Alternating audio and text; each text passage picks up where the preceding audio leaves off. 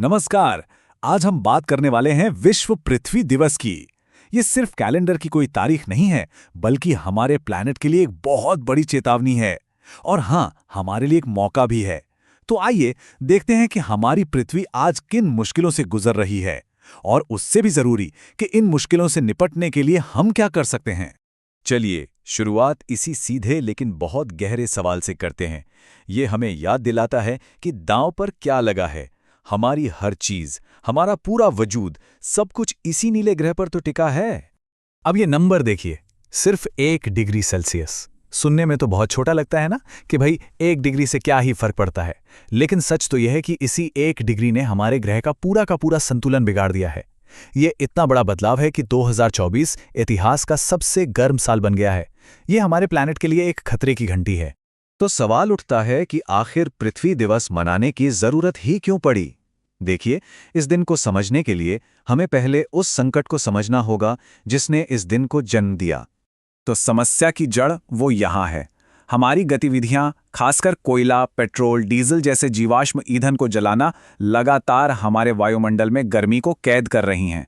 जरा सोचिए, 1990 से अब तक ही कार्बन उत्सर्जन में 60% से भी ज्यादा की खतरनाक बढ़ोतरी हुई है। और इसके जो नतीजे हैं ना, वो आप कोई भविष्य की कहानी नहीं रहे, हम उन्हें आज अपनी आंखों से देख रहे हैं। समुद्र का जलस्तर बढ़ रहा है, ग्लेशियर्स पिघल रहे हैं, और बाढ़, सूखा जैसी भयानक मौसमी घटनाएं अब आम होती जा रही हैं। तभी तो संयुक्त राष्ट्र ने इसे पूरी मानवता के लिए एक रेड अलर्ट कहा है। स्थिति वाकई गंभीर है। लेकिन इसी निराशा के बीच से उम्मीद की एक किरण भी निकली। एक आंदोलन ने जन्म लिया। ये कहानी है कि कैसे बेहिसाब प्रदूषण के खिलाफ दुनिया भर के लोग एक साथ आए और पृथ्वी दिवस की नींव रखी। ये टाइमलाइन दिखाती है कि कैसे एक छोटा सा आइडिया एक ग्लोबल ताकत बन गया। 1970 में अमेरिका में एक विरोध प्रदर्शन के तौर पर शुरू हुआ, और 1990 तक ये 141 देशों में फैल गया। और फिर इसी खास दिन पर 2016 में ऐतिहासिक पेरिस जलवायु समझौते पर भी दस्तखत किए गए।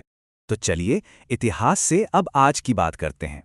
आज पृथ्वी दिवस के सामने कौन सी बड़ी चुनौतियां खड़ी हैं, क्योंकि समय के साथ ये समस्याएं और भी ज्यादा पेचीदा हो गई हैं। सबसे पहले प्लास्टिक प्रदूषण। आंकड़ा देखिए, 400 मिलियन मीट्रिक टन। जरा इस नंबर की विशालता को महसूस करने की कोशिश कीजिए। हर साल इतना प्लास्टिक। इसको ऐसे समझिए, मानो हर दिन हजारों कचरे के ट्रक अपना सारा का सारा प्लास्टिक हमारे पर्यावरण में, हमारी जमीन और समुद्रों में उंडेल रहे हों। और जो बात इसे और भी डरावना बनाती है, वो ये है कि इस पहाड़ जैसे प्लास्टिक के ढेर में से 10% से भी कम असल में रिसाइकल हो पाता है। तो बाकी 90% का क्या होता है? वो हमारी जमीन में, हमारे पानी में पहुंचता है और सैकड़ों सालों तक जहर घोलता रहता है।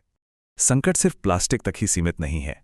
अब पानी की बात करते हैं। भारत में राजस्थान जैसे इलाकों को देखिए, जहां 85% पीने का पानी जमीन के नीचे से आता है, और ये भूजल खतरनाक तेजी से घट रहा है। कई इलाके तो अति दोहित यानी ओवर एक्सप्लॉइटेड जोन में आ गए हैं।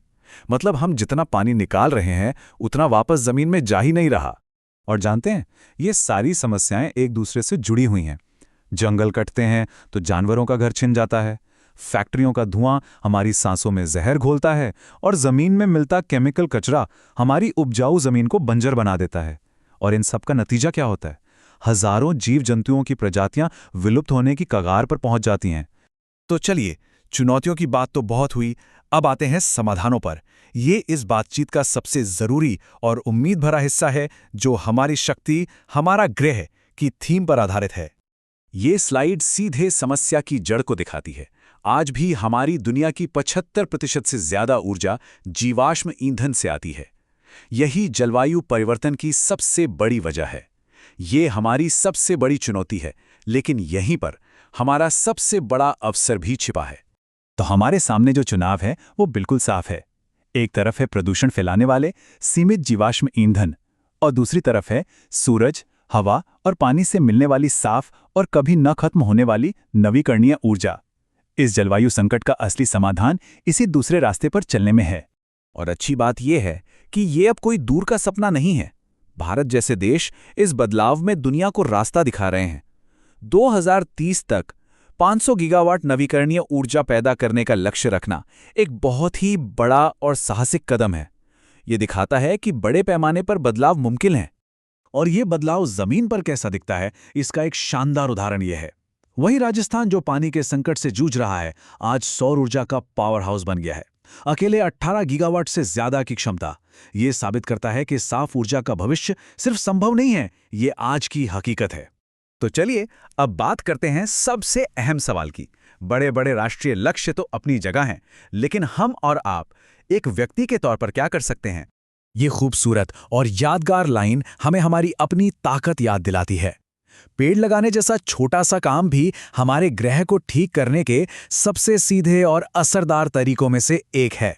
तो ये कुछ बहुत ही आसान, बहुत ही ठोस कदम हैं जिन्हें हम सब अपनी रोजमर्रा की जिंदगी में अपना सकते हैं।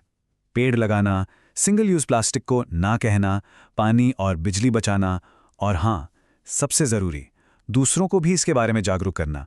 हमेशा याद रखिए, हर छोटा कदम जब साथ मिलता है तो एक बहुत बड़ा बदलाव लाता है।